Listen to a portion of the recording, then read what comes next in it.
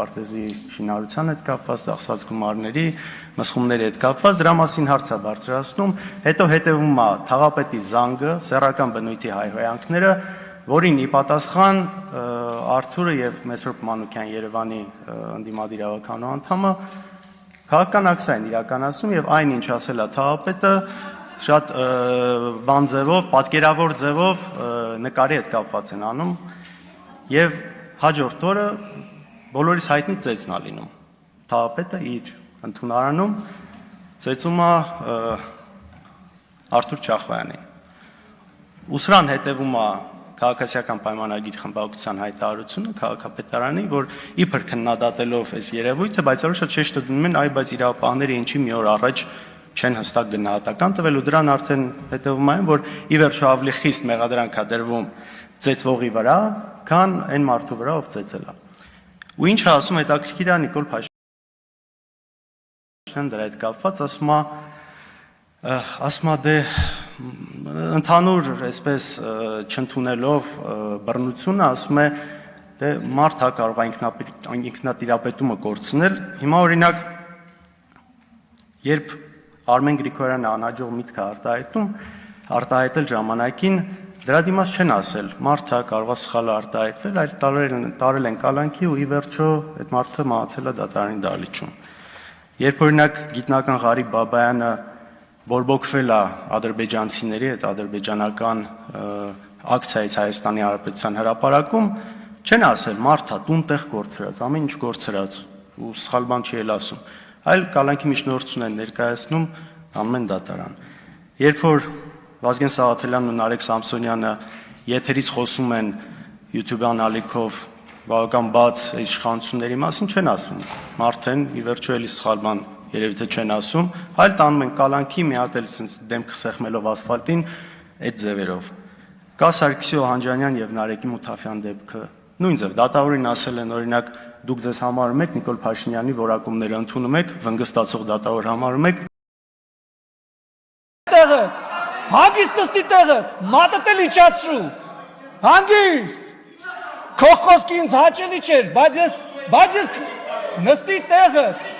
լսի դու տեղից խոսացողին չես կարող անդատես, տեղը նստի, հանգիստ պահու եղը, հանգիստ,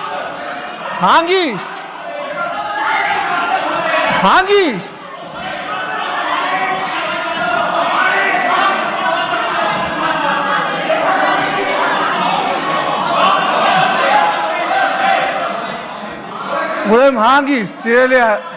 հանգստացեք մի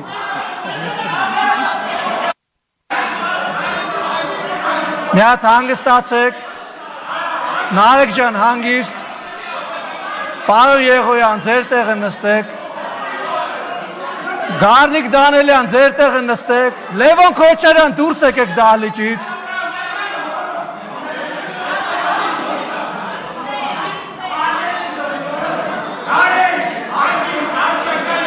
խնդրում եմ հարգելի գործընկերներ, պարոն Թորոսյան, պարոն Բակոյան, ձեր տեղը գրավեք, խնդրեմ, շնորհակալություն, հանգիստ, պարոն Եղոյան, ձեր տեղը խնդրում եմ գրավեք, շնորհակալություն, բայց մենք չենք ասում,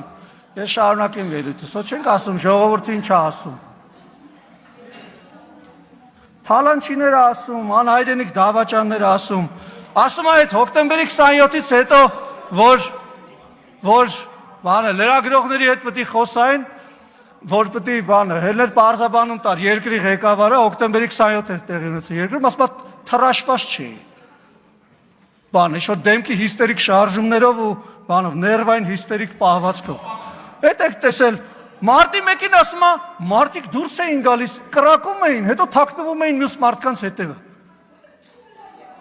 Եվ դրանով ուզում ապացուցի, չերյով մուխայով, պարոն Եղոյան, խնդրում եմ էլի, մի ընդհատեք էլի, Տիկին Հակոբյան, խնդրում եմ էլի, ժողովուրդ ջան, հանգիստ էլի, պարոն Օհանյան, հանգիստ ժողովուրդ, լավ հասկացանք, հարգելիս հանգիստ, թողեք խոսեմ էլի, ժողովուրդ ջան հանգիստ, ուրեմն ասում է կրակում էին, թաքնվում էին մարդկանց հետևը, դրանով ապացուցում է չերյոմուխայով ուղիղ մարդու վրա կրակելը ու դիմահար կրակով սպանելը, հասկանում եք? Քաղաքի կենտրոնում մարդիկ են մացել, դուք չեք մացել, խնդրում եմ էլի մի բան արեք էլի, մի ընդհատեք էլի, հա գիտեմ, ախր գիտեմ, ժողովուրդ ջան, վերցրել է այդ պայթուցիկը ձեռն է պահել, այդ մարդը վիրավորվել է, շատ եմ ցավում դրա համար, բայց դիմահար կրակով մարդ սպանելը ուրիշ բան է, այն էլ քանի հոգու է, մի հոգու չէ, որ ասես միամիտ ա եղել, ուրեմն եւ դա փորձել է արդարացնել, ասում է ուչաստկովի գործը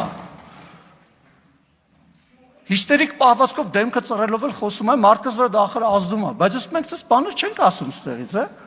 մենք արձագանքում ենք, գնահատական ենք տալիս, հասկանում եք, չի կարելի գալ, այտենց ինչ-որ մենել մարդկանց վրա գցելով, էլի, ասենք ինքը իր անունից չի ասում, էլի, մարդիկ են դենց ասում, մենք կան բան ասենք մարդիկ, որ ձեր մասին ասում են, բայց չենք ուզում բան անենք, էլի, ասենք չենք ուզում ինստիտուցիոնալացնենք այդ բանը, պետք չի էլի այտենց գնալ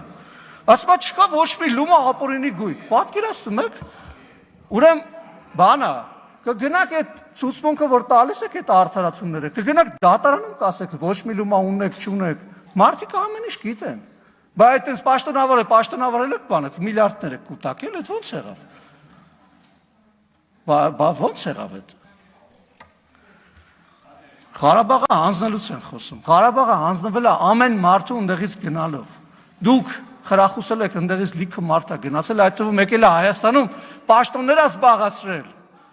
մարդկանց փողոցներում ջարդել է, որպեսզի ժողովրդավարություն չլինի, երկիրը ո՞նց են դավաճանում են ընտրակեղծարարությամբ, այդպես են դավաճանում երկիր, դավաճանությունից եք խոսում, դավաճանում են ընտրակեղծարարությամբ, մարտի մեկին մարդկանց գնդակը արելով, այդ գնդակը արդարացնելով, Իսկ ցավակցական խոսք չեք ասել այդ ընտանիքներին, ասեք ինչի մասին եք դուք խոսում։ Ժողովրդավարությունից եք խոսում,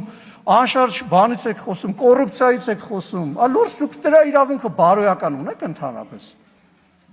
Ընդհանրապես Ղարաբաղից եք խոսում, բարոյական իրավունք ունեք։ Ղարաբաղցի լինելով լքել եք, թողեք գնացել եք Ղարաբաղից։ Ձեր բանը հրաշալի կյանքն է, պարոն Օհանյան, ձեզ էլ կարա դառնամ, էլի եւ պետք է լինի։ Մի հիշացրեք ձեր մասին, էլի հանգիստ ելույթ եմ ունենում։ Ձեր քաղաքական ղեկավարի մասին եմ խոսում, ձեր պաշտպանյալի, պարոն Մինասյանի պաշտպանյալի, գալիս այստեղ advocate-ի դերատանում Ռոբերտ Քոչարյանի համար։ Ախր լավ գոնե եթե մի քիչ դեմք փրկելու հարց ունեք այդ մարդը մի պաշտպանեք այստեղ։ Նախ դա դատարան չի, երկրորդն էլ ասենք ձեր պաշտպանության կարիքն էլ երևի չունի, էլի։ Ես ընդհանրապես ուզում եմ ասել, որ այս ամբյոնը ուժ ունի։ Երբ որ դուք հարված եք հասցնում, նաև այդ հակահարված եք ստանալու։ Եվ այդ հակահարվածը լինելու է ժողովրդի անունից հակահարված։ Եթե դուք մարդկանց անունից եք խոսում, այնց հակահարված կստանաք, ամբողջ կյանքը նոկդաուններից ու նոկաուտներից դուրս չեք գա։ Մի արեք այդպես։